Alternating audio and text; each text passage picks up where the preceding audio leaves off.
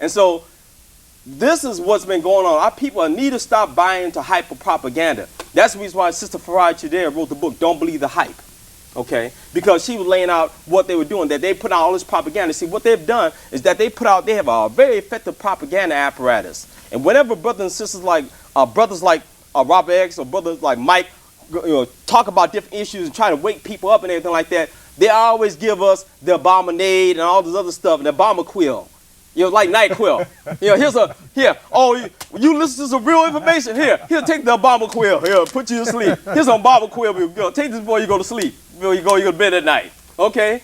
Because they want to keep you stupid. There's been a dumbing down. That's the reason why I always try to give people the information and stuff, and that's the reason I suggest people go and check out counterpunchnewsletter.com, allthingscynthiamckinney.com, electronicintifada.net, thewaynemattsonreport.com, okay?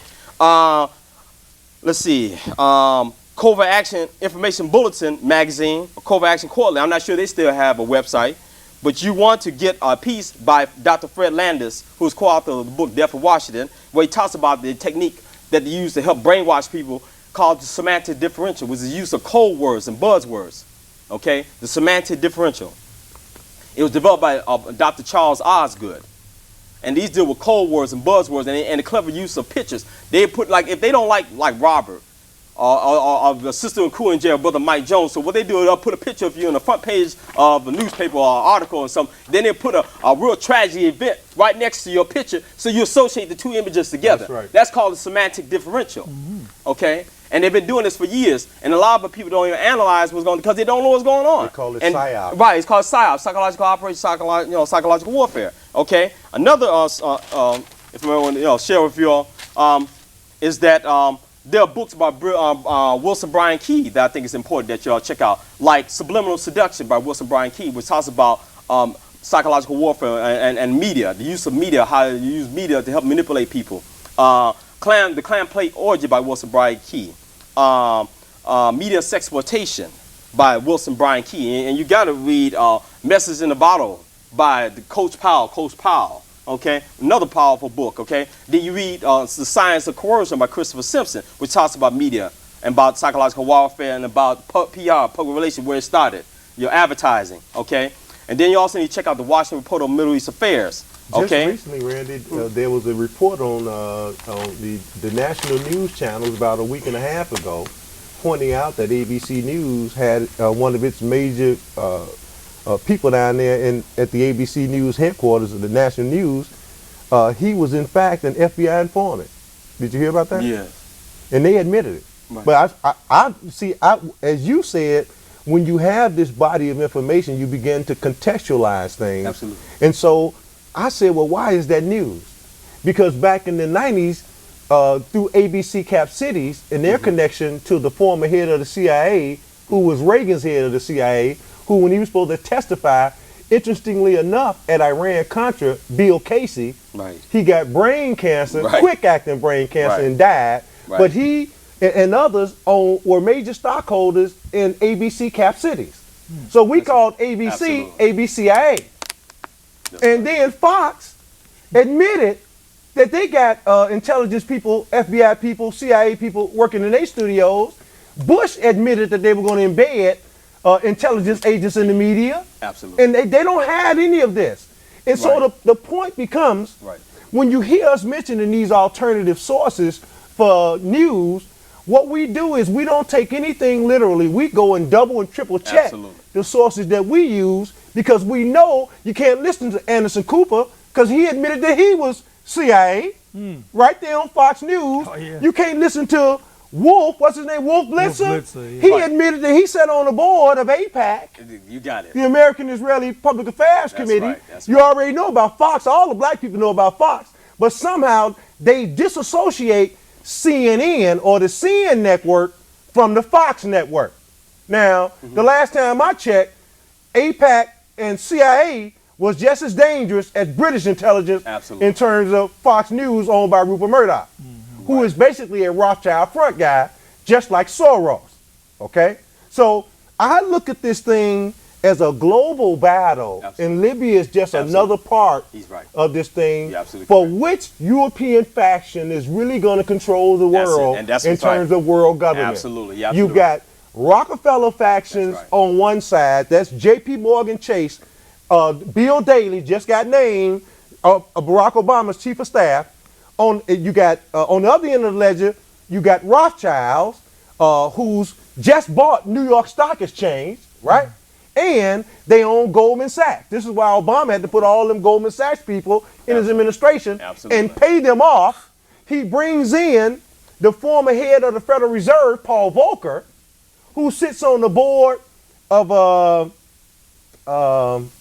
the Group of 30, not the G20. I would have everybody to look up the Group of 30. And he sits, Timothy Geithner sits on the Group of 30. Volcker sits on, I'm trying to think of this. The Bank of International Settlements. Okay. These are the central bankers for the central bankers. They determine monetary policy on the global level. They hand the orders off to the Federal Reserves around this country and in Europe, okay? So that the monetary policies run smoothly, all right? So once you see things from this context, then you just merely add other things in.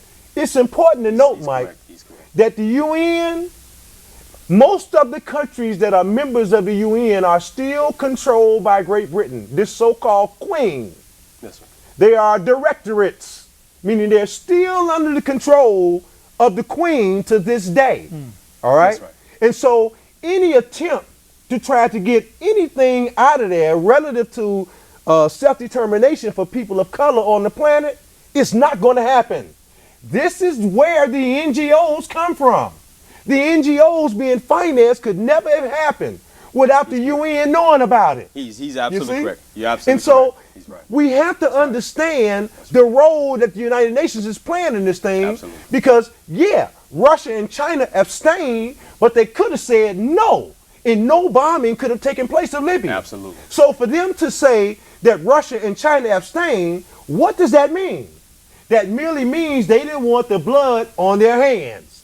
But by abstaining, the blood is on their hands anyway, because they could have stopped it. Absolutely. And they didn't. And see that, and that's been a part of the problem, is that you have a number of people who think that certain people are friends. You got to remember now, China was also involved in the situation in Somalia. You remember when the Somalian so-called pirates were taking the ships? Right. Well, it was the South China Seas. Wasn't the Chinese that was that was over there taking the nets and scooping up the fish and robbing the African brothers and sisters from Somalia, the Somalian so-called pirates. These are engineers, doctors, scientists, lawyers. You see what I'm saying?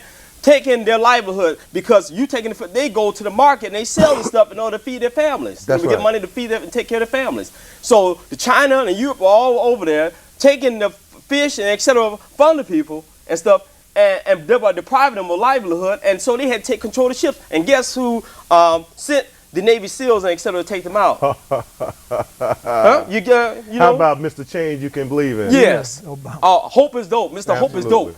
You see, and that's why people have to read, and be informed. That's why check out Cynthia McKinney's piece from blackagendreport.com entitled "President Obama Gets His Groove Back by Attacking Africans." Oh, man. Okay, April 5th, 2011, by Cynthia McKinney. Okay, former Congresswoman, activist, former Green Party presidential candidate. This sister is dynamic. And she exposes why he did this. See, he won't attack other people. He had the opportunity to go in and do some stuff. He could have told Mubarak, Egypt, you have to leave. But no, see, Mubarak and Israel like that. They close CIA, etc. So he didn't mess with him, okay? But then he had the audacity to tell the former president of Cote d'Ivoire, the Ivory Coast, you got to leave. You got to see power. But they didn't talk about the real thing about this guy.